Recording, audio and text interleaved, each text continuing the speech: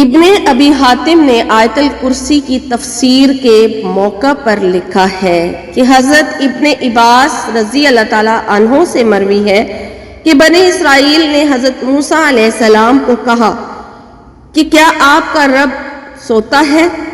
تو فرمایا اللہ سے ڈرو۔ پھر اللہ نے حضرت موسیٰ علیہ السلام کو پوچھا، اے موسیٰ علیہ السلام، انہوں نے تجھ سے پوچھا ہے کہ کیا تیرا رب سوتا ہے؟ پس 2 شیشے لو، اپنے ہاتھ میں لو اور پوری رات کھڑے رہو۔ تو حضرت موسیٰ علیہ السلام نے حکم کی تکمیل کی، اور جب رات کا تہائی حصہ گزر گیا تو حضرت موسیٰ علیہ السلام کو اونگ آئی اور آپ گھٹنوں کے بل گر پڑے، پھر چونک کر بیدار ہوئے اور مضبوطی سے شیشوں کو تھام لیا، حتیٰ کہ جب آدھی رات آئی تو آپ کو پھر اونگ نے آ لیا اور دونوں شیشے گر پڑے اور ٹوٹ گئے۔ تب اللہ عز و